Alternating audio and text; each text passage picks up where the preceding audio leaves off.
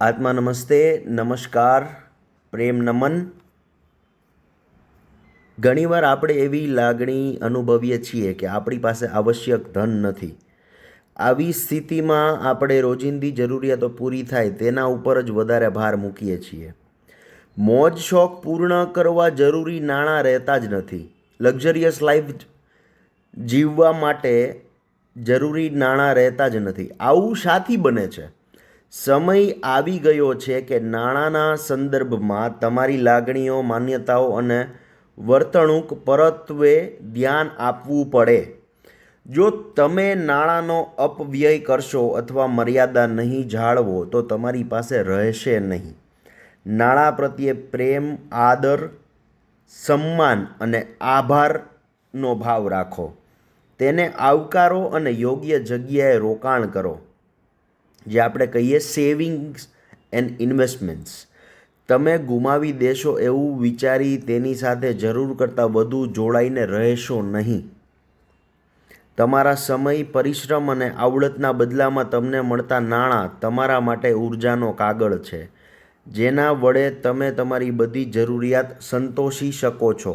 યાદ રાખો કે તમે ખર્ચતા દરેક રૂપિયા પાછળ તમારા સમય અને પરિશ્રમનો એક હિસ્સો જોડાયેલો છે. અથવા તેને વેડફી નાખો છો ત્યારે તમારી જાતનું અથવા સમયનું સાચું મૂલ્ય જાણતા નથી હોતા. એટલે કે એ પૈસા તમારા જીવનમાં આનંદ કે પ્રેમ લાવી શકતા નથી. વળી તમને સારું આરોગ્ય કે આધ્યાત્મિક શક્તિ પણ આપી શકતા નથી. એનું બીજું કારણ પણ છે. નાણાં એટલે ઉર્જા.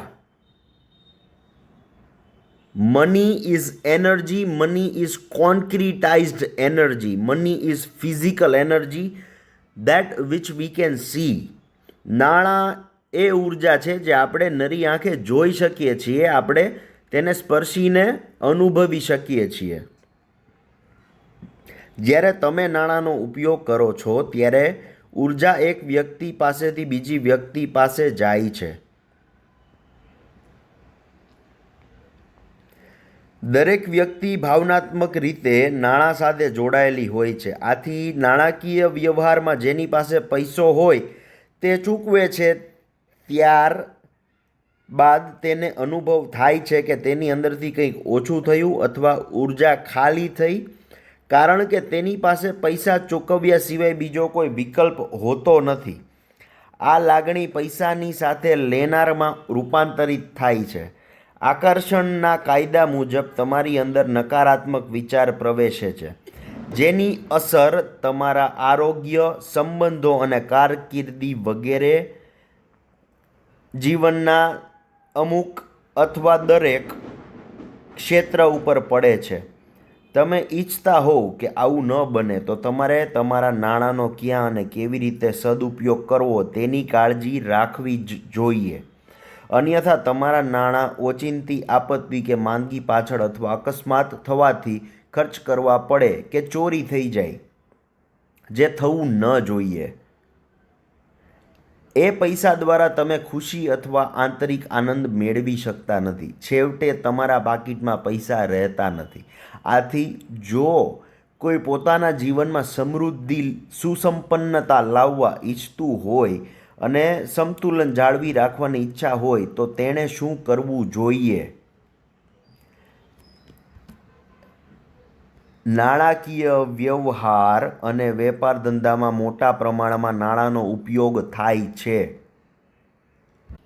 તમે જ્યારે નાણાંની ચૂકવણી કરો છો ત્યારે તમારો પ્રેમ, આશીર્વાદ, આદર, માન, સન્માન અને આભારનો ભાવ પણ પૈસાની સાથે જ હસ્તાંતરિત કરો.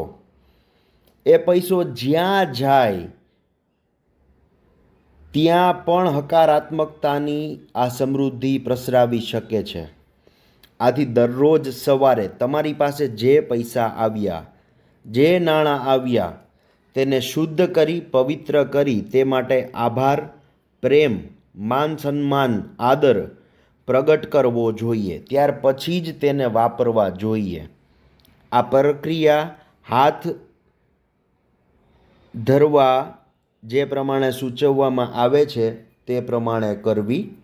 નાણાંને તમારા ડાબા હાથની હથેળીમાં મૂકો અને જમણો હાથ તેની ઉપર મૂકો. પછી સમૃદ્ધિના દેવી દેવતાઓ, સમૃદ્ધિના દેવદૂતો, સમૃદ્ધિના મહાનુભાવો, દેટ ઇઝ પ્રોસ્પેરિટીના એન્જલ્સ, પ્રોસ્પેરિટીના ગોડ્સ ગોડેસીસ, પ્રોસ્પેરિટીના ડેઇટીઝ, પ્રોસ્પેરિટીના આર્કએન્જલ્સ, હોલી એન્જલ્સને આમંત્રિત કરો અને એવો આભાર વ્યક્ત કરો કે હે નાણાં, મારી જિંદગીમાં આવવા બદલ તમારો આભાર.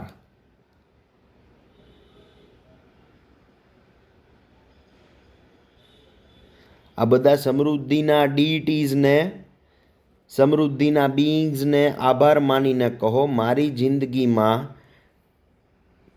ખૂબ જ પ્રચુર પ્રમાણમાં નાણાં આપવા બદલ તમારો આભાર. નાણાંને કહો, હું તમને પ્રેમ કરું છું, તમારો આદર કરું છું, તમારું માન સન્માન કરું છું અને તમારો આભાર માનું છું. અને હવે ભાવ કરવો એવો, આ પૈસામાં, આ નાણાંમાં જે કોઈ નકારાત્મક ઉર્જાઓ હોય તે દિવ્ય પ્રકાશ, દિવ્ય પ્રેમ અને દિવ્ય શક્તિમાં ટ્રાન્સમ્યુટ થાઓ. તમારા પ્રેમ વડે અમારા ઉપર કૃપા કરો અને અમને ઉર્જાવાન બનાવો. Prosperity deities, thank you. આ નાણાં જ્યાં જાય ત્યાં પણ પ્રચુર સમૃદ્ધિમાં વૃદ્ધિ કરે, સુસંપન્નતાનો ફેલાવો કરે. જેટલા લોકોના જેટલા બેંક એકાઉન્ટ્સમાં આ નાણાં પસાર થાય તેમના જીવનમાં દિવ્ય પ્રકાશ, દિવ્ય પ્રેમ, દિવ્ય શક્તિ, સારી તંદુરસ્તી, આનંદ, પ્રેમ, સુખ, શાંતિ, સુસંપન્નતા, સમૃદ્ધિ, આનંદ, આધ્યાત્મિકતા, વિપુલતાની પ્રાપ્તિ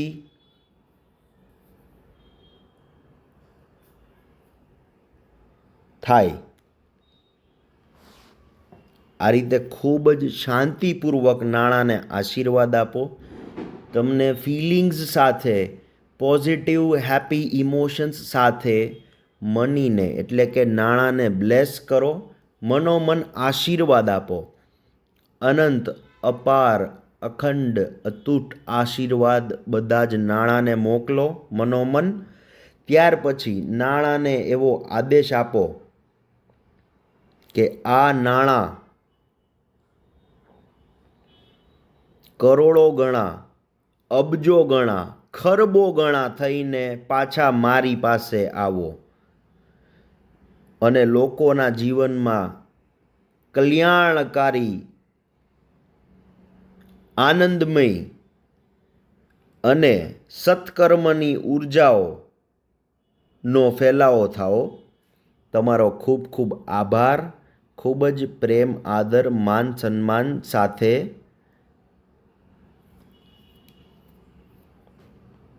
ભગવાન ઈશ્વર, પ્રભુ, ગોડના બ્લેસિંગ સદૈવ તમારી સાથે રહો.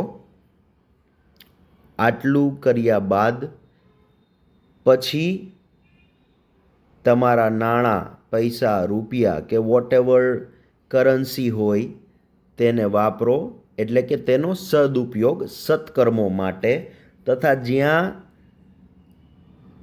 વાપરવાના છે રાઇટ પર્પઝીસ માટે ત્યાં વાપરો. આ નાણાંની સાથે તમારી ઉર્જા, આ પોઝિટિવ સારા ઈરાદાઓ અને લાગણી જોડાશે તો તે નાણાંની સાથે તમને પાછી મળશે. જો તમે જાણતા હોવ તો પૈસાને શુદ્ધ કરવા અને આશીર્વાદ બનાવવા રેકીના સિમ્બલ્સ, પ્રાણિક હિલિંગ ટેકનિક્સથી બ્લેસિંગ કરીને આ નાણાંનો સદુપયોગ કરો. અથવા જો તમે કોઈ બીજી હિલિંગ મોડાલિટીઝ શીખ્યા હોય તો તેનો પણ સાથે ઉપયોગ કરી શકો છો. એક્સેસ બાર્સ કોન્શિયસનેસ શીખ્યા હોય તો તમે એમ પણ કહી શકો છો કે all of the money comes to me with is, Joy and glory.